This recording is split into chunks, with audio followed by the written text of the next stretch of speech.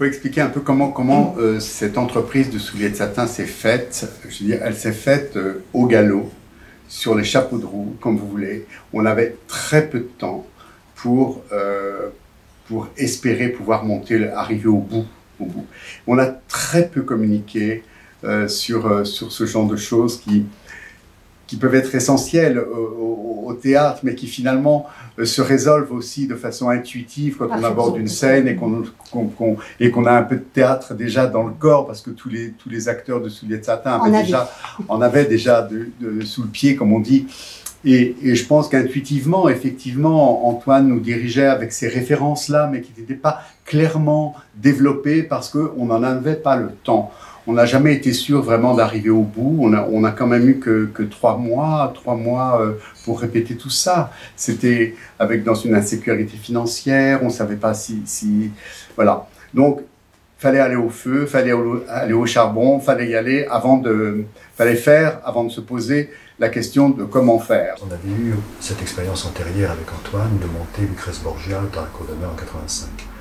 Et déjà, au fond, il y avait une sorte de revisitation des codes hilariens, d'un jeu face à l'éternité, en gros plan. Qu'est-ce que c'est qu'un gros plan dans la cour d'honneur? C'est une actrice debout, c'est Jeanne, l'ombre double, je suis l'ombre double, voilà, et je projette la chose. Oui. Pourquoi je dis que je n'ai pas eu autant de plaisir que j'aurais souhaité l'avoir? C'est parce que tout s'est fait en cavalcade, tout s'est fait en urgence, en insécurité, en fragilité, etc.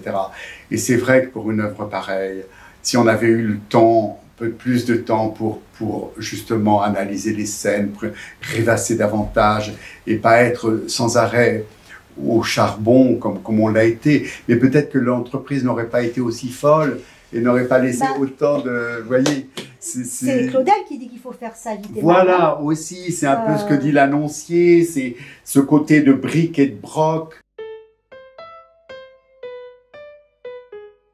Nous n'avions pas de petit micro. À l'époque, à main nue. Voilà. C'était du théâtre au main nue. À main nue et à voix nue. Il est certain que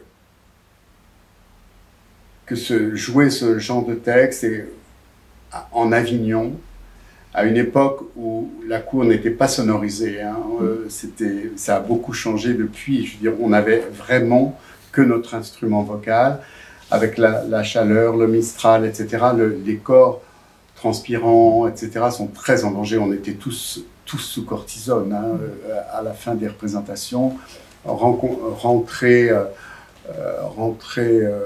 à l'hôtel à l'heure où on sert les petits déjeuners, se calfeutrer dans la chaleur d'Avignon, fermer les volets, tout ça pour pouvoir recommencer le lendemain. C'était vraiment un régime de Spartiate. Enfin, c'était une discipline absolue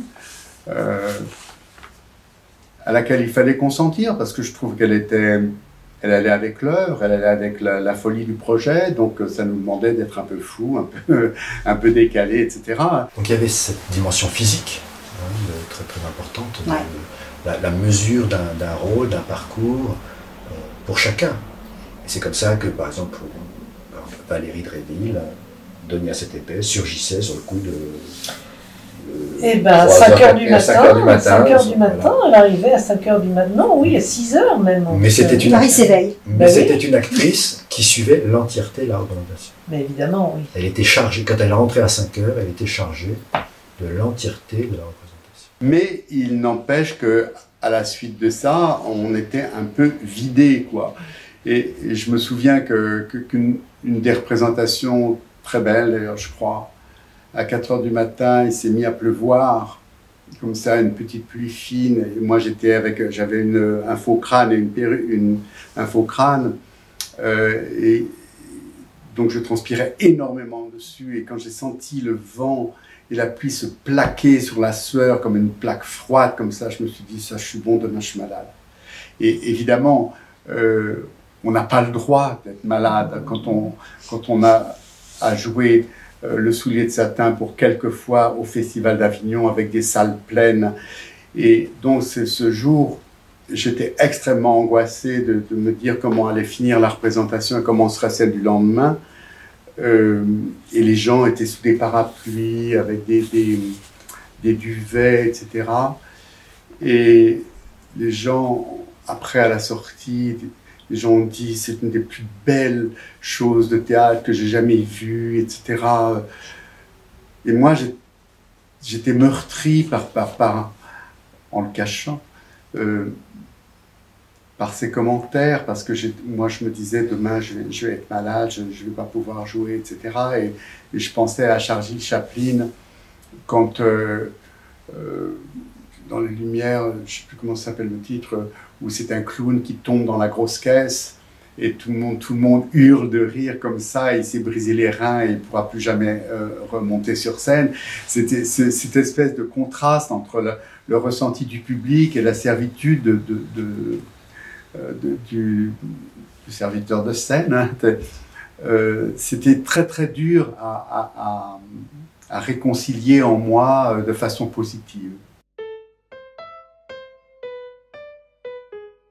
C'est une très grande leçon en fait de comprendre que le grand, enfin pour moi, si c'est un spectacle inoubliable, c'est bien parce que chacun d'entre nous a son poste de travail, son poste avec ses responsabilités, était, comment dire, l'ouvrier d'un rêve au service de tous, quoi. Il y avait le théâtre, ça ne peut pas être une aventure singulière, individuelle. C'était une commune, quoi. Voilà, c'était une commune. Communauté d'attention. Antoine évoque souvent, là aussi, avec un langage qui peut surprendre chez un communiste, la piété de l'attention. Voilà, la piété de l'attention. Quelque chose de l'ordre d'Antigone. Vous voyez, le geste inutile qu'on répète et qu'on oppose à Créon, qu'on oppose à l'autre discours et à la force. On oppose la poésie et on oppose cette insistante attention à ce qui est parfaitement apparemment inutile. C'est un parcours tellement solitaire que dans la troupe, je me suis mis en solitaire aussi. J'étais un marginal parce que... marginalisé. Ouais. Par ce groupe, de toute façon, avec lequel je ne pouvais jamais adhérer. J'étais toujours en rupture, en fuite, en partance, etc. Et je me souviens qu'à Chaillot, quand on l'a repris, pendant certains moments, il y avait des acteurs qui redescendaient de chez Carrette avec des macarons, parce qu'eux, ils avaient eu un temps où ils avaient pu le faire. Et ça renforçait ce sentiment d'exclusion et de solitude qui était évidemment... terrible, ça. Voilà. Mais je n'en voulais à personne. C'était totalement consenti, mais c'était vraiment des choses que j'avais à vivre. Vous me demandez comment j'allais tenir jusqu'au soir à minuit. Oui, c'est dur, ça. Oh la vache. Ah non, mais c'est un épuisement. J'ai perdu 8 kilos à jouer le sujet de Satin. Didier n'avait pas grossi non plus. Il n'avait pas grossi. Et c'est vrai que ça me mettait de mauvaise humeur, mais j'ai compris, parce que moi aussi, par moments, j'étais de très mauvaise humeur. Ça me rendait paranoïaque. Le moindre détail qui ne fonctionnait pas, la moindre faute, tout ça me rendait fou. Oui, et c'est vrai qu'il était très irritable, Didier, mais je comprends, et on n'avait pas vraiment saisi pourquoi à l'époque. C'est une telle fatigue. Non. Ah oui, mais c'est une telle fatigue mentale, nerveuse. Avec la fatigue, se souvenir de toutes les scènes, et Dieu sait si quand même il y a des scènes très longues. Ben oui.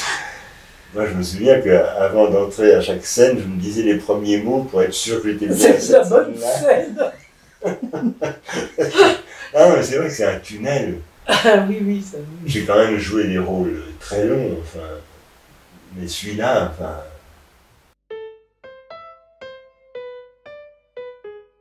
C'était la belle époque, donc sous Antoine encore.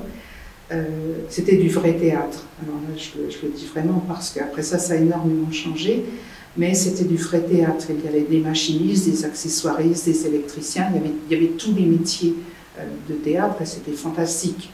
Alors une pièce qui dure 12 heures, ça ne nous était jamais arrivé. On a vu des spectacles de 7 heures, des spectacles de 6 heures, mais pas 12 heures. Mais ça ne nous effrayait pas du tout, c'était une fête, c'était un vrai bonheur. On rentrait, on savait qu'on allait être enfermé, mais pas enfermé, c'était du bonheur. On allait à la...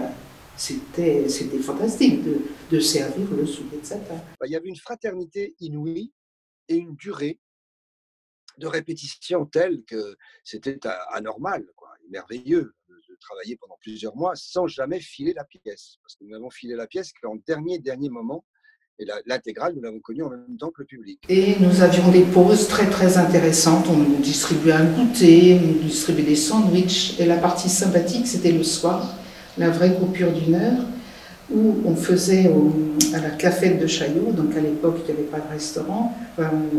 La cafette du personnel. Du personnel, à l'arrière, au deuxième étage. Et on nous servait un dîner, alors avec des comédiens à moitié démaquillés, un petit peu... Donc cette coupure avait lieu au terme de la 2e journée? Non, de la 3e. La 3e. La vraie coupure, c'était à la Le repas, oui, c'était entre 3 et 4. On avait 2 coupures d'1 quart d'heure et une d'1 heure. Donc au cœur de la nuit, quoi, finalement. Oui. Donc ça, c'est des souvenirs inoubliables. Même si ça date de 87, c'est comme si c'était hier pour moi. C'est des choses qu'on n'oublie pas.